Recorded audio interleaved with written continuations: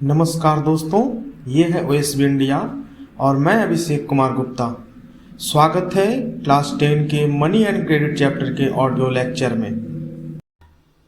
In this chapter we read, इस chapter में हम पढ़ेंगे money as a medium of exchange, modern form of money, loan activities of banks, two different credit situations, term of credits, formal sector credit in India, self-help group for the poor. Money as a medium of exchange. The use of money is playing a very large part of our everyday life. दोस्तों, money का use हमारे दैनिक जीवन में बहुत ज़्यादा होता है। हम लोग दैनिक जीवन में रोजमर्रा की चीज़ों को खरीदने के लिए या किसी भी प्रकार की चीज़ों को खरीदने के लिए अथवा बेचने के लिए हम लोग मनी का उपयोग करते हैं। मनी का उपयोग वर्तमान समय में सभी जगह पर होता है। ठीक है, तो क्या हम इस चैप्टर में जानेंगे जब मनी नहीं था, आज से 1000 साल पहले, 2000 साल पहले, जब मनी किसी क्षेत्र में नहीं था तो क्या वहां पर लेन देन नहीं होता था? बिना लेन देन के तो काम चलता नहीं होगा ह्यूमंस का। तो अगर लेन देन होता होगा, एक्सचेंज होता होगा, तो ये एक्सचेंज किस तरह से होता होगा? ठीक है, हम इस चीज को इस चैप्टर में जानेंगे।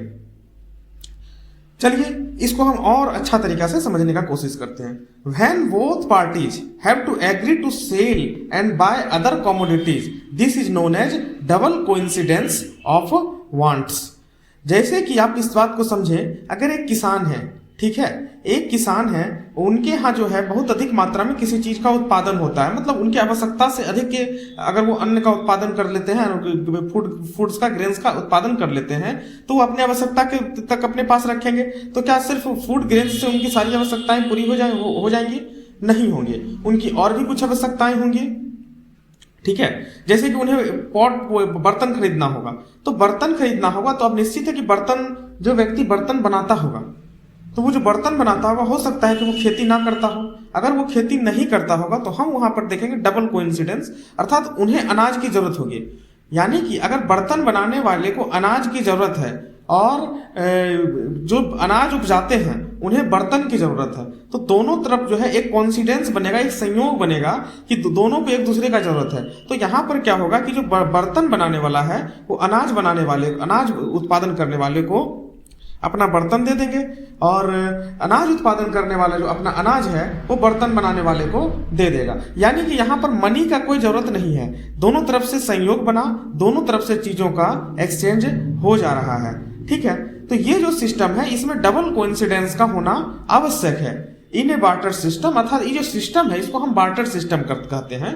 ये जो डबल कोइंसिडेंस वाला जो सिस्टम है इसको हम बार्टर सिस्टम कहते हैं। In a barter system where goods are directly exchange without use of money. ये जो बार्टर सिस्टम है, यहाँ पर मनी की कोई आवश्यकता नहीं है। यहाँ पर जो है हम चीजों को एक दूसरे को ले देकर काम चला लेते हैं। दोस्तों, ये चीजें तो अगर जब मनुष्य कबीले में रहता होगा, एक छोटे सोसाइटी, छोटे ग्रुप में रहता होगा, तो ये चीज आपस में चल जाता होगा। लेकिन जैसे जैसे हम लोग ग्लोबलाइज्ड वर्ल्ड में रहना शुरू कर दिए हैं, पूरा दुनिया में हमारी आवश्यकताएं हैं, तो ये डबल कोइंसिडेंस हर बार बनना कोई जरूरी नहीं है। तो क्या डबल कोइंसिडेंस ना बने तो क्या हम अपनी आवश्यकताओं को लेके इंतजार करेंगे कि कब मेरा डबल कोइंसिडेंस बनेगा? बिल्कुल नहीं। इसी चीज को दूर करने के लिए आता है मनी। ठीक है, अब हम इसमें और आगे बढ़ते हैं। In an economy where money is in use, money by providing the crucial intermediate step eliminates the needs of double coincidence of wants. यहां पर जो मनी है वो डबल कोइंसिडेंस जो होना चाहिए, दोनों तरफ का जो संयोग होना चाहिए कि अगर जो बर्तन बनाने वाला है उसे फूड का जरूरत हो, जो फूड का उत्पादन कर रहा है, जो अनाज का उत्पादन कर रहा है, उसे बर्तन का जरूरत हो। ठीक है, तो दोनों तरफ से जब जरूरत हो तब तो यहाँ पर डबल कोइंसिडेंस। लेकिन अगर डबल कोइंसिडेंस नहीं बनता है, उस केस में जो है इंटरमीडिएट का काम करता है कि कोई बात नहीं है। अगर संयोग यहाँ पर है कि ये डबल कोइंसिडेंस नहीं बना, सिंगल कोइंसिडेंस ही है कि बर्तन बेचने वाला है, उसको बर्तन बेचना है लेकिन उसे अनाज की जरूरत नहीं है। तो जिसके पास अनाज है वो अपने अनाज को किसी दूसरे को देगा, उससे मनी ले लेगा और उस मनी के थ्रू क्या करेगा, वो बर्तन को खरीद लेगा। डबल कोइंसिडेंस होने का कोई जरूरत नहीं है। तो मनी यहाँ पर क्या करता है, इंटरमीडिएट की तरह काम करता है। Since money acts as an intermediate in the exchange process, it is called a medium of exchange. ठीक है, तो मनी जब यहाँ इंटरमीडिएट की तरह काम कर रहा है पूरे एक्सचेंज प्रोसेस में, ये जो लेन देन का प्रोसेस है यहाँ पर मनी जो है इंटरमीडिएट की तरह काम कर रहा है, इसलिए हम लोग मनी को मीडियम ऑफ एक्सचेंज बोलते हैं। उम्मीद है आपको यहाँ तक काफी अच्छे तरीके से समझ में आया होगा। तो चलते हैं नेक्स्ट स्लाइड पर। Modern form of money. Before the introduction of coins, a variety of object was used as a money. For example, since very early ages, Indians used grain and cattle as a money. Thereafter, came the use of metallic coins, gold, silver, copper, coin, a phase which continued well into the last century. ठीक है, हम यहाँ पर क्या देख रहे हैं, जब काफी पुराने समय की बात है, उस समय जो है मेटल्स वगैरह का यूज नहीं होता था, तो वहां उस समय मनी के तौर पर किस चीज का यूज होता था, कुछ ग्रेन्स का यूज होता था, कैटल्स का यूज होता था, इन सारी चीजों का यूज मनी के रूप में किया जाता था। ठीक है, जैसे कि अगर हमें किसी खास सामान का जरूरत हो, मान लो किसान को बर्तन का जरूरत है, वो क्या करेगा, यहाँ पर जो है वो मतलब कैटल को अपने जानवर को मनी की तरह यूज कर सकता है कि उस बर्तन को लेगा, अपना कैटल उसको दे देगा, वो कैटल जो है जो बर्तन बेचने वाला है वो कैटल किसी और को दे देगा, उससे वो अपना जरूरत का सामान ले लेगा। मतलब मनी की तरह कैटल का और ग्रेन का यूज किया जा रहा है। इस मनी को किसी गवर्नमेंट के द्वारा मान्यता नहीं मिल रहा है, ये आपस में लोगों के द्वारा मनी के तौर पर इसका किसी ग्रेन्स का या कैटल्स का यूज किया जा रहा है। ठीक है, और भी बहुत सारी चीजों का मनी के तौर पर यूज किया जाता था, जैसे कि कौड़ी जिसे बोलते हैं, इसका भी यूज मनी के तौर पर किया जाता था। ठीक है, तो ये सारी चीजों का मनी के तौर पर यूज करता था। बाद के दिनों में जब मेटल्स वगैरह का खोज हो गया, तो यहाँ पर गोल्ड का, सिल्वर का, कॉपर का कॉइन बनाया जाने लगा, उस पर जो है मोहर यूज किया जाने लगा कि जो जब वो किसी गवर्नमेंट के द्वारा, किसी राजा के द्वारा जब वो जारी होता था, तो उसका जो राज चिन्ह होता था, जो मार्क होता था, उसके ऊपर जो है मार्क लगा दिया जाता था। और ये चीज जो है गोल्ड और सिल्वर का कॉइन जो है बाद के दिनों में जारी किया जाने लगा। लेकिन शुरुआती दौर में जो है मनी के तौर पर ग्रेन्स का और कैटल का ही ज्यादा उपयोग किया जाता था। नेक्स्ट आते हैं करेंसी यानी कि मुद्रा पर। Modern form of money including currency, paper note, coin and digital currency. वर्तमान समय में जो हम लोग मनी के तौर पर यूज करते हैं, वो या तो पेपर नोट का यूज करते हैं, कॉइन्स का यूज करते हैं और डिजिटल करेंसी का यूज भी करते हैं। पेपर नोट से तो आप सभी परिचित हैं, जो 10 रुपए के नोट, 500 के, 100 के या 2000 के जो नोट है इंडिया में जो चलते हैं, ये सारे के सारे पेपर नोट हैं। कॉइन्स जो है 1 रुपए का, 50 पैसे का, 2 रुपए का, 5 रुपए का, 10 और 20 रुपए के कॉइन्स जो है मार्केट में दिखते हैं, चलते हैं। डिजिटल करेंसी जो है भारत में हाल ही में आरबीआई के द्वारा ई रुपीज नाम का एक डिजिटल करेंसी लॉन्च किया गया। ध्यान दें, जो यूपीआई के द्वारा जो ट्रांजैक्शन किया जाता है, ये डिजिटल करेंसी नहीं है। Digital currency is a form of currency, जैसे पेपर नोट है उस प्रकार का एक करेंसी होता है जो डिजिटली उसको हम स्टोर कर सकते हैं। उसके लेन देन के लिए किसी बैंक का आवश्यकता होना जरूरी नहीं होता है। ठीक है, तो यहां पर हम डिजिटल करेंसी का बात करें तो भारत में आरबीआई के द्वारा ई रुपीज नाम से डिजिटल करेंसी लॉन्च किया गया है।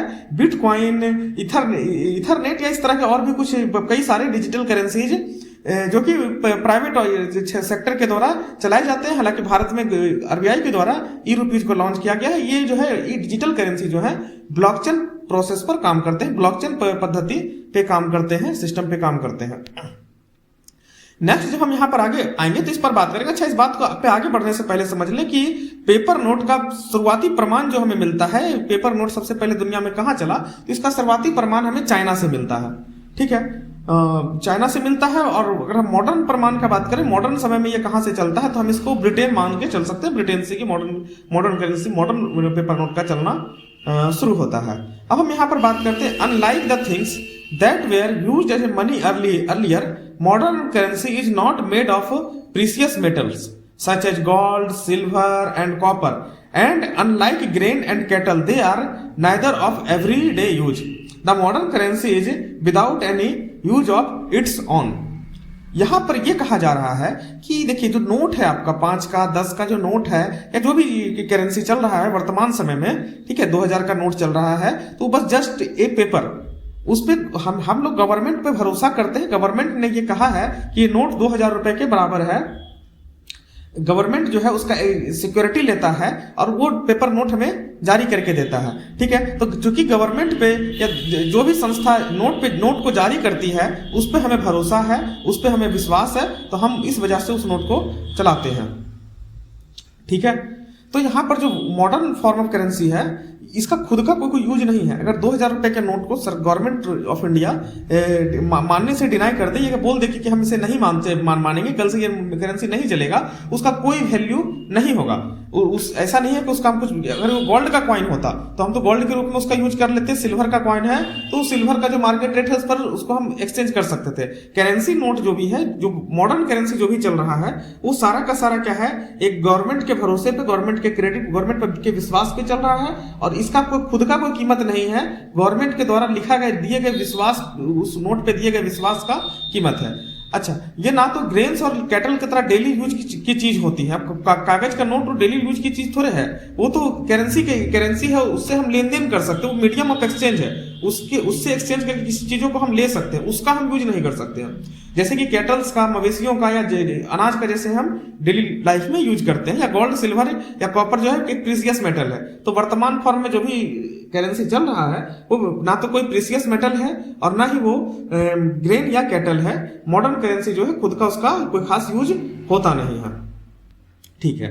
It is accepted as a medium of exchange because the currency is authorised by the government of the country. हम उस नोट पर बिलीव इसलिए करते हैं क्योंकि जिस देश में हम उस करेंसी को यूज कर रहे हैं उस देश की गवर्नमेंट ने उस पर हमें भरोसा दिया है। आप लोग अगर नोट देखते हो इंडियन करेंसी नोट्स को, तो वहां पे नीचे में लिखा हुआ होता है, मैं धारक को 10 रुपए का नोट है तो मैं धारक को 10 रुपए के देने का वचन अदा करता हूं, आरबीआई गवर्नर का साइन है, ठीक है। तो आरबीआई गवर्नर ये भरोसा दे रहा है, द्वारा ये दिया जा रहा है कि वो 10 रुपए के नोट के बराबर वो जो है अपने पास एक सिक्योरिटी रखे हुए है, ठीक है। तो इस वजह से हम जो है गवर्नमेंट के द्वारा जारी किए गए नोट पर हम लोग भरोसा करते हैं। नेक्स्ट क्या, in India reserve bank of India issues currency notes on behalf of central government. Central government के बिहाफ पर आरबीआई के द्वारा भारत में करेंसी नोट को जारी किया जाता है। As per Indian law, no other individual और organisation is allowed to issuing currency. Bharat में अन्य किसी भी इंडिविजुअल, किसी भी पर्सनल, कोई भी व्यक्ति को या किसी भी संस्था को नोट या करेंसी या मुद्रा जारी करने का किसी भी प्रकार का कोई अधिकार नहीं है। आप अपना करेंसी नहीं निकाल सकते, ना तो कॉइन्स के फॉर्म में, ना तो नोट के फॉर्म में, और ना ही डिजिटल करेंसी के तौर पर विदाउट परमिशन, या परमिशन भी नहीं मिलेगा, क्योंकि परमिशन सिर्फ और सिर्फ आरबीआई को दिया जाता है। आरबीआई के द्वारा जो है ये करेंसी नोट को जारी किया जा सकता है।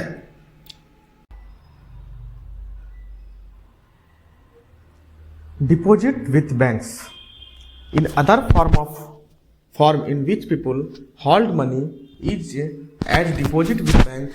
At a point of time, people need only some currency for their day-to-day needs. For instance, workers who receive their salaries at the end of each month have extra cash at the beginning of the month. What do people do with this extra cash? They deposit it with the bank by opening a bank account in their name. Bank accepts the deposits and also pay the amount of interest on the deposits. In this way, people's money is safe with the bank and it earns an amount of interest. दोस्तों, जैसा कि हम लोग जो है कुछ ना कुछ काम करते हैं अपने आजीविका के लिए, अपने जीवन को चलाने के लिए, तो होता यह है कि जब हम लोग कुछ काम करते हैं तो कुछ ना कुछ हमें सैलरीज मिलती है, या डेली वेज पर जो लोग काम करते हैं उन्हें डेली जो है अपना मेहनत करने का उस हिसाब से उसको पे मिलता है। अब उस पेमेंट को, वो जितना पेमेंट मिला सारा का सारा तो ज़्यादातर लोगों का खर्च नहीं होता है, या कुछ लोगों का खर्च हो जाता हो, कुछ लोगों पर कर्ज भी हो जाता हो, लेकिन ज्यादातर जो लोग हैं उनका कुछ ना कुछ बचत होता है, ठीक है। जो इनकम है उस हिसाब से उन लोगों का क्या होता है कि कुछ ज्यादातर पैसे को खर्च करते हैं और कुछ उनका बचत होता है। उस बचत का वो क्या करेंगे, उस बचत को वो बैंक में जो है डिपॉजिट करते हैं, ठीक है। बैंक में अपना अकाउंट खुलवाते हैं, जो लोकल बैंक्स होते हैं हम लोग के घर के आसपास में, उन बैंक्स में हम अपना अकाउंट खुलवाते हैं और उन बैंक में अकाउंट खुलवा कर हम अपना पैसा को जमा करते हैं, ठीक है। अब बैंक में हम पैसा को जमा करने के कारण क्या, हम आखिर अपने पैसे को बैंक में जमा क्यों करेंगे, हम तो घर में भी रख सकते हैं। तो इसके पीछे का कारण है पहला तो सिक्योरिटीज। अगर हम बैंक में पैसे को रखते हैं तो बैंक में पैसा रखने की वजह से क्या होता है, वो पैसा सिक्योर हो जाता है। घर में पैसा रखने की वजह से क्या होगा कि चोरी हो सकता है या कुछ भी हो सकता है, उसकी रिस्पॉन्सिबिलिटी मेरे ऊपर होगी। लेकिन अगर वो पैसा मैं बैंक में रखता हूं तो ये पैसे की जिम्मेदारी बैंक के ऊपर होगी। ठीक है, तो बैंक में पैसा रखने से क्या होगा, वो पैसा सिक्योर रहेगा और जब जरूरत होगा तो हम उसे बैंक से वापस निकाल भी सकते हैं। दूसरा फायदा इसमें क्या है कि अगर हम बैंक में पैसे को डिपॉजिट करके रखते हैं तो बैंक हमको कुछ इंटरेस्ट देता है। ठीक है, अलग अलग तरह के अकाउंट पर अलग अलग तरह का इंटरेस्ट होता है। एफडी पर कुछ ज्यादा होता है, रेकरिंग पर कुछ कम होता है। उसी तरह से जो है करंट अकाउंट पर जो इंटरेस्ट होता है वो काफी कम या ना के बराबर होता है। ठीक है, तो अलग अलग बैंक अकाउंट पर अलग अलग तरह का इंटरेस्ट रेट होता है। ठीक है, अब बैंक इंटरेस्ट आखिर देता कहां से है, नोट मेरा वो रख लिया, नोट रख के अगर वो अपने पास में रखेगा बैंक हमारे द्वारा दिए गए नोट को, तो बैंक हमें इंटरेस्ट कहां से देगा। तो बैंक वो इंटरेस्ट इस वजह से देता है कि बैंक जो हमसे नोट लेता है वो भी क्या है, किसी ऐसे व्यक्ति जिन्हें कि पैसे की सख्त जरूरत है वर्तमान समय में, किसी काम की वजह से या किसी अन्य कारणों से उनके पैसे की जरूरत है, तो हमारे द्वारा जो लिए गए पैसे हैं वो उन्हें लोन के रूप में देता है और उससे वो कुछ इंटरेस्ट कमाता है और उसमें से कुछ हिस्सा जो है जो पैसे बैंक में जमा करते हैं उन लोगों को भी देता है इंटरेस्ट का कुछ हिस्सा। यानी कि यहाँ पर जो है बैंक जो है यहाँ पर जो है एक मीडियम की तरह काम कर रहा है। जिनके पास ज्यादा पैसा है और जिन्हें पैसे की जरूरत है, जिनके पास ज्यादा पैसा है उनसे ले लेना है, जिनके पास कम है उन्हें दे देना है। बाद में जब उनकी आवश्यकता पूरी हो जाएगी तो वो बैंक को लौटा देंगे और बैंक उन्हें लौटा देगा। ठीक है, इस प्रोसेस में जिन लोगों ने बैंक में पैसा रखा उन्हें जो है यहाँ पर क्या होता है, इंटरेस्ट मिलता है। ठीक है, और जो लोग बैंक से पैसा लोन के रूप में लेते हैं उन्हें इंटरेस्ट देना पड़ता है। तो यहां पर जो है बैंक का अपना इंटरेस्ट रेट होता है। ठीक है दोस्तों, बैंक जो है अपने अकाउंट होल्डर को एक चेक जारी करती है। ये चेक क्या होता है, cheque is a paper instructing the bank to pay a specific amount from the person's account to the person in whole name the cheque has been issued. अब ऐसा है कि मैंने अपना बैंक अकाउंट किसी बैंक में खोल दिया, मैंने अपना पैसा उस अकाउंट में रखा हुआ है। अब बैंक के द्वारा हमें एक चेक बुक दिया जाएगा और अगर मुझे किसी व्यक्ति को अपना कुछ पेमेंट करना है, कुछ पैसा देना है, तो मैं क्या करूंगा, उस चेक बुक पर जिन्हें जितना रुपया देना होगा मैं उतना रुपया लिख दूंगा कि मैंने किसी कुमार को XYZ व्यक्ति को हमें 500 रुपये देने हैं, तो XYZ को 500 रुपये पे करने को लेकर के चेक पर मैं उसे लिख दूंगा और वो चेक जो है वो व्यक्ति लेकर के बैंक में जाएगा। बैंक जो है हमारे अकाउंट को चेक करेगा, हमारे अकाउंट में पैसा है या नहीं है। ठीक है, अगर हमारे अकाउंट में पैसा होगा तो बैंक जो है उस व्यक्ति को उस चेक इस पेपर इंस्ट्रक्शन के आधार पर उस व्यक्ति को जितने रुपए मैंने लिख के दिया, यानी 500 रुपये अगर मैंने लिख के दिया तो व्यक्ति को 500 रुपये बैंक दे देगा। ठीक है, ध्यान रहे चेक जो है नोट नहीं है, चेक जो है वो करेंसी नहीं है। ठीक है, करेंसी को लेने से कोई व्यक्ति डिनाई नहीं कर सकता। अगर कोई किसी गवर्नमेंट के द्वारा, अगर हम इंडिया में रहता हूं तो गवर्नमेंट ऑफ इंडिया के द्वारा जारी किया गया जो करेंसी है उसे लेने से मैं डिनाई नहीं कर सकता हूं, ये क्राइम की तरह है। लेकिन चेक कोई भी व्यक्ति ले या ना ले उस पर डिपेंड करता है। चेक जो है करेंसी नहीं है, चेक किसी व्यक्ति के द्वारा जारी किया जाता है। अब उसके अकाउंट में जितना पैसा जमा है उस हिसाब से वो बैंक जो है चेक को कैश में पे कर देती है। Loan activities of bank. Banks use the major portion of the deposits to extend loans. There is a huge demand for loan for various economic activities. Bank जो हम लोगों से ज्यादातर जो डिपॉजिट्स लेती है उसमें से ज्यादातर हिस्सा वो लोन के रूप में लोगों को देती है जिन्हें जरूरत होता है। ठीक है, जो डिमांड है इकोनॉमी में लोन का बहुत बड़ा डिमांड होता है।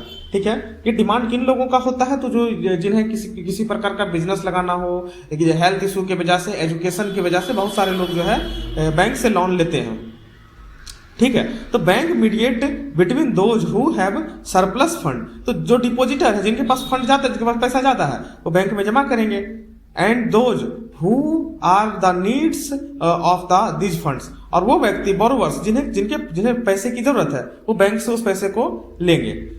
Bank charge a higher interest rate on loan, जब हम लोन लेने जाते हैं बैंक पर तो बैंक हमसे हायर इंटरेस्ट रेट चार्ज करता है, जबकि हम बैंक में जब पैसा जमा करते हैं तो बैंक हमें कम इंटरेस्ट रेट देता है। अब यहां पर ये मीडिएटर है तो बैंक का खुद का भी खर्च है।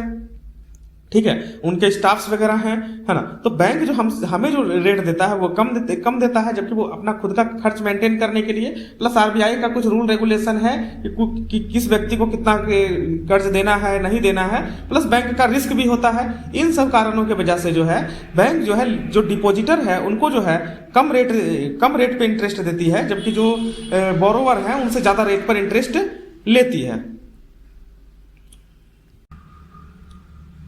Two different credit situations. Credit therefore play a vital and positive role in this situation.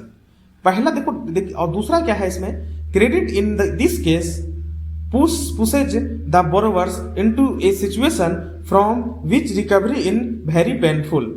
देखिए, हम अगर लोन दिया जाता है तो लोन देने का दो उद्देश्य हो सकता है। पहला उद्देश्य ये हो सकता है कि हम जिस व्यक्ति को लोन दे रहे हैं वो अपना आर्थिक, उस लोन के पैसे से वो अपना आर्थिक तरक्की करे, खुद भी कमाए, और जो इनकम हो उससे तो अपना बैंक को पैसा लौटा दे, इंटरेस्ट के साथ जो है अपना बैंक को पैसा लौटा दे।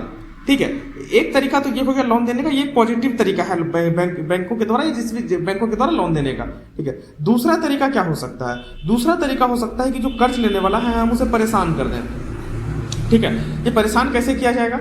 अब कोई व्यक्ति कर्ज जो है, आमतौर पर जो कर्ज लिया जाता है किसानों के द्वारा या व्यक्तियों के द्वारा, तो विशेष परिस्थितियों में या फिर मजबूरी में बहुत ज्यादातर लोगों के द्वारा कर्ज लिया जाता है। हम उसके अवश्य जरूरत का जो है हम ज्यादा फायदा उठाने लग जाए, मतलब ज्यादा फायदा कैसे उठाने लग जाए, तो अधिक रेट पर उन्हें लोन दे दें, ठीक है, या गलत जानकारी के साथ उन्हें लोन दे दें, गलत तरीके से उनसे साइन करवा लें। इन सब तरीकों से अगर उन्हें हम लोन देते हैं तो वो इनके लिए तो जिस व्यक्ति को ये लोन मिलेगा उन्हें पैसे वापस करने में काफी परेशानी होगी।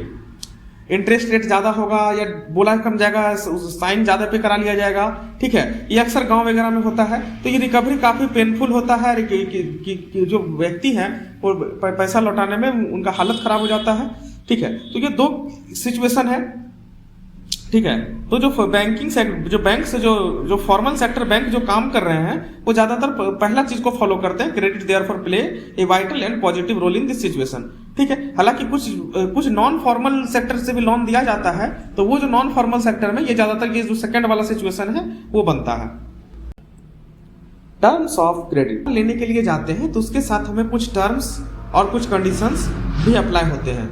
हम यहाँ पे जानने का कोशिश करेंगे कि क्या क्या टर्म्स एंड कंडीशन अप्लाइड होते हैं। Every loan agreement specifics an interest rate which the borrower must pay to the lender along with the repayment of the principals. In addition, lender may demand collateral against loans. ऐसा है कि जब कोई भी व्यक्ति loan लेने के लिए जाएगा, कोई भी बोरोवर, तो उन्हें क्या करना होगा, उन्हें एक साइन कराया जाएगा, उन्हें ये बताना होगा कि उन्हें इतने रुपए की जरूरत है, तो उन्हें वो रुपए मिलेंगे, लेकिन उन्हें रुपए के साथ साथ जो है इंटरेस्ट रेट भी तय समय पर लौटाना पड़ेगा। ठीक है, अच्छा, ये इसके साथ साथ क्या होता है, इन एडिशन लेंडर्स में डिमांड कोलेट्रल अगेंस्ट लोन। ठीक है, जो लोन दे रहे हैं वो कुछ जो है कोलेट्रल यानी कुछ सिक्योरिटीज का डिमांड कर सकते हैं। सिक्योरिटीज का डिमांड कर सकते हैं, जैसे कि आपको पैसे की जरूरत है तो बदले में जो है आपके पास आखिर पैसा आप ना लौटा सकते, तो कल के दिन में वो रिकवरी कहाँ से करेंगे। तो रिकवरी करने के लिए कुछ ना कुछ कोलेट्रल को आपका कुछ किसी वस्तु को, किसी चीज को वो कोलेट्रल के रूप में रख लेते हैं अपने पास में, कि जैसे आप उन्हें वो पैसे लौटाएंगे, उनके पैसे को लौटाएंगे, वो आपके कोलेट्रल्स को, आपके जो चीज आपने उन्हें गिरवी रखा है वो उन्हें उसे वापस कर देंगे। ठीक है, collateral is an assets that the borrower owns and used this as a guarantee to a lender until the loan is repaid. जो कोलेट्रल है वो उसी व्यक्ति का है जिसने लोन लिया है। ठीक है, जो लोन लिया है वो कोलेट्रल उसी के पास रहेगा, उसी व्यक्ति का रहेगा, बस ये गारंटी की तरह रहेगा लेंडर के लिए, कि मतलब आप अगर लोन ना के द्वारा लिए गए पैसे को ना लौटाओ तो उस पैसे को रिकवरी करने के लिए हम इसका यूज जो है, मतलब लेंडर्स जो है वो इसका यूज कर सकते हैं बोरोवर से पैसा लेने के लिए। पैसा ना दे रहा हो या किसी कारण से, तो आपने जो कोलेट्रल रखा है वो उसके थ्रू रिकवरी अपना पैसे का कर लेंगे। If the borrower fails to repay the loan, the lender has the right to sell the assets or collateral to obtain payment. अगर बोरोवर पैसा लौटाने में अक्षम हो जाए, नहीं लौटा पाए, तो जो लेंडर है वो क्या करेगा, आपने जो कोलेट्रल रख दिया है, कोलेट्रल जो सिक्योरिटीज उन्हें दी है वो कोलेट्रल को वो सेल कर सकता है, आपके एसेट्स को वो सेल कर सकता है, ठीक है, अपना रिकवरी करने के लिए, है ना। नेक्स्ट यहाँ पर क्या है, interest rate, collateral and documentation required and the mode of repayment together comprise what is called the term of condition। तो टर्म ऑफ कंडीशन में यहाँ पर किन किन चीजों को हम देखते हैं, पहला तो इंटरेस्ट रेट होता है, दूसरा कोलेट्रल होता है, तीसरा डॉक्यूमेंटेशन होता है, और भी कुछ चीजें होती होंगी, ये प्रमुख है। डॉक्यूमेंटेशन मतलब जो कुछ पेपर अनिवार्य है, ठीक है, जैसे कि जिस पेपर पे आपका साइन होगा या अन्य जो भी आपका आइडेंटिटी प्रूफ, ये सारा चीज जो है डॉक्यूमेंटेशन का रिक्वायरमेंट यहाँ पर होता है। Formal sector credit in India, the reserve bank of India supervise the functioning of formal source of loans. For instance, we have seen that the banks maintain a minimum cash balance out of deposits they receive. The RBI monitors the banks in actually maintain the cash balance. Similarly, RBI sees that the banks gives loan not just to profit making business and traders but also to small cultivators, small scale industries, to small borrower, etc. Periodically, bank have to submit information to the RBI on how much they are lending to whom at what interest rate। तो यहाँ पर क्या है, RBI जो है एक supervisor की तरह काम करती है, बाकी जो बैंक है, जो कि पब्लिक बैंक है या प्राइवेट बैंक है, उनके लिए सुपरवाइज करती है, उनका देख रेख करती है, वो किस तरह से काम कर रहे हैं वो उस पर नजर बना के रखती है। वो ये भी नजर बना के रखती है डिपॉजिटर ने जो पैसा दिया है वो लोन के तौर पर बैंक किन व्यक्तियों को बांट रही है, ठीक है, कहीं ऐसे व्यक्तियों को लोन ना बांटते जो कि बैंक के पास पैसा वापस ना आए, बैंक के पास पैसा वापस ना आए तो वो जो है डिपॉजिटर को पैसा लौटा ना पाए, ये सिचुएशन ना बने। या फिर क्या है कि यहाँ जो लोन दिया जा रहा है तो इस चीज को भी आरबीआई मॉनिटर करती है कि लोन जो है सिर्फ और सिर्फ प्रॉफिट कमाने के लिए ना दिया जाए बैंकों के द्वारा, ठीक है, सिर्फ बड़े बिजनेसमैन को, ट्रेडर्स को, ऐसे लोगों को लोन ना दिया जाए, बल्कि जिन्हें सच में वास्तविक जरूरत है, छोटे किसान हो गए, छोटे व्यापारी, छोटे दुकानदार हो गए, जो गांव के लोग हो गए, जो कि अगर फॉर्मल सेक्टर से लोन उन्हें ना मिले तो वो इनफॉर्मल सेक्टर यानी कि गांव में जो सूद पर जो पैसा लगाते हैं उन लोगों से लोन लेने लग जाते हैं और वो उस जाल में फंस जाते हैं, ठीक है। तो उन लोगों से बचने के लिए लोग बचे, इसके लिए आरबीआई जो है इस पर ध्यान रखता है कि बैंक जो है सिर्फ प्रॉफिट बनाने का बिजनेस ना करे, बल्कि लोन जो है छोटे किसानों को, छोटे इंडस्ट्रियलिस्ट को, इन लोगों को भी जो है लोन दिया जाए, ठीक है। इस पर अपना रूल रेगुलेशन समय समय पर आरबीआई बनाती रहती है, ठीक है। तो यहाँ पर है, अब हम बात करेंगे इनफॉर्मल सेक्टर के बारे में। देखिए इनफॉर्मल सेक्टर जो है गांव में जो कोई भी व्यक्ति है, आपस में जब जरूरत होता है हम लोगों को, तो आमतौर पर होता है कि सभी व्यक्ति जो है बैंक के पास जा नहीं पाते हैं, तो वो लोग क्या करते हैं, आपस में ही जो है लोन जरूरत पर आस पड़ोस के लोगों से ही लोन ले लेते हैं, ठीक है।